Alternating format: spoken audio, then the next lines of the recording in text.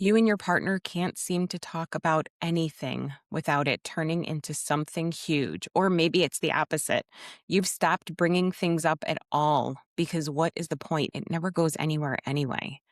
You keep having the same fights or the same silence over and over again.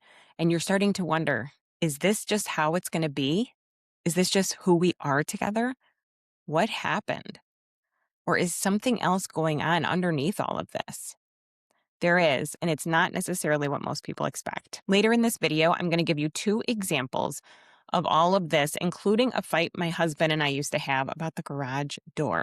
And in the end of the video, I think you're going to understand why one stupid argument about a garage door actually explains a lot about how you personally impact how your relationship works.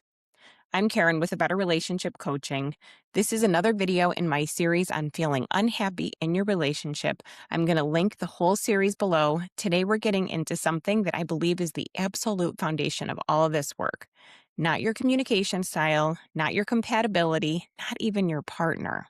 It's your relationship with yourself. And when we start to look at this, it's actually the most empowering way to approach these situations and get the most change that you're looking for. Here's what I've seen over and over again, both in my work with clients and in my own marriage. You cannot have a healthy relationship with someone else if you don't have a healthy relationship with yourself. It sounds simple, but the implications of it go deeper than most people realize. Think about what actually happens in those recurring arguments or in that growing silence. There are really two patterns that I see a lot, and you probably recognize at least one of them in yourself. The first is this shutdown. Your partner says something, gets a little defensive, and suddenly you feel that familiar anxiety creep in, that tightening feeling in your chest that tells you, this isn't going to go well. I'm going to back off. And you do. You drop it. You don't want to bring it up. You want to keep the peace. You're trying to avoid that tension. And over time, the distance between you grows, not because of one big argument, but because of 100 small situations that never get addressed. And the second is escalation. Someone brings something up. The other person reacts. And before you even realize it, you're not even talking about the original issue anymore. You've somehow started arguing about something that happened 3 years ago and how you never get to go out to your favorite restaurant. Nothing gets resolved. It just eventually gets pushed to the side, and then the whole thing starts again next time. Now, here's what's important. Both of these patterns take both of you to keep up. I know it seems like your partner is the one causing everything, and that if he would just stop doing this thing and all of that XYZ, then this would never even happen. And that is at least partially true. But that also leaves us feeling quite powerless, doesn't it? Because if there's nothing you can do at all to change the situation, then you are at the whim of your partner. And I just don't believe that that's true. Because oftentimes we shut down not because we're taking space to cool off, but because we don't want to engage anymore. We either blame ourselves or feel like it's our responsibility to back off and reduce the conflict because he's not going to do it. Or it's easier for you. Or maybe you think he's the problem, so you're just not going to bother. But either way, your needs aren't getting met. So whatever the reason is, this is a very short-term strategy. And when you're the one that's escalating and getting defensive, and I say this with so much love and compassion because I was the queen of defensiveness. Just ask my husband. If you want a masterclass on being defensive, I'm the one I can give it to you. But this is usually because somewhere underneath, you either need to be right, to feel okay, to avoid being wrong because being wrong feels absolutely unbearable. Perfectionism, shame, guilt. There are a lot of things that can sit underneath that defensiveness, but they are yours. They live in you, and they show up in your relationship. Now, I'm definitely not saying that you are the one who needs to do all of the work. In fact, if that ends up being the case, it's not going to work long term either. But I do believe, and I really know that this is why the relationship with yourself has to come first. Because without doing that inner work, You're just running on instinct. And our instincts when we're upset, they're not rational. They are purely self-protective. They are wired to defend against a threat, retreat, or fix a situation in order to keep you safe, not to connect with your partner. And here's the shift that happens when you actually do this work.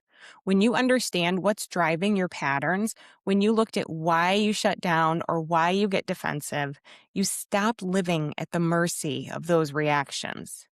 You get a moment of awareness between what triggers you and how you respond. And that moment is the thing that changes everything. So, which pattern do you recognize most in yourself? Shutting down or that fight escalation? Let me know in the comments. And if it's both, depending on the day, that's completely real too. Let me know. And I still owe you that garage story, so here it is. My husband does not love it when I leave the house and the garage door is left open. He is not a fan, and reasonably so. And yet I have done it more than once. The old version of me, the one who hadn't done this work yet, would hear, "Hey, you left the garage door open again," and immediately feel this panic response in my body and then get very defensive. I pushed the button. It must not have worked. Are you sure it was open? I know I closed it. Full on defensiveness. Denial, blame, the button was at fault. My husband got it wrong. Why is he on me about something all the time? He's so unreasonable and picky. And of course, then he'd get more frustrated because I wasn't hearing him, which made me more defensive. And then he pushed harder, and then suddenly the garage door is a whole thing. And did you catch what I said a second ago? He's so unreasonable and picky. Now we're talking about all of the things because you know I've got that list ready whenever I'm feeling defensive. And so it would continue. But here's what it looks like now. He says the same thing. "Hey, you left the garage door open." And because I've done the work to understand what was driving my defensiveness and how to take care of myself in those moments, the perfectionism, the fear, and the shame of being wrong, I don't need to protect myself from it in the same way anymore. And when I get that whoosh response in my body, I've been able to build a pause there and know what's going on. So I can say, "Oof, you're right. I'm sorry. This is what I'm going to do to work on that." And it doesn't go much further than that. There's nothing for him to fight because I'm not fighting back. And here's another example that I know so many of you can relate to. You're upset about something. You try to talk to your partner about it, but they minimize it. They tell you you're making a big deal out of nothing and you should just let it go already. First, I want to say none of that is okay. And I'm not saying it's okay for your partner to do that to you and you need to figure out how to be okay with it. I don't want you to do that. But the part I want to talk to you about right now is what you do with that response. It's so easy to feel like you don't have a choice because he won't talk about it. But what if instead of letting him make that decision that you're not going to have that conversation or shutting down, you said, "Actually, it's important and I do want to talk about it." Now, I know that is so much easier said than done. And we're going to talk all about why that is in the last video in this series. And I know that many of you are saying, "You don't know my husband." And I get it. Although I might actually have a good idea about your husband because I have worked with so many women in this situation.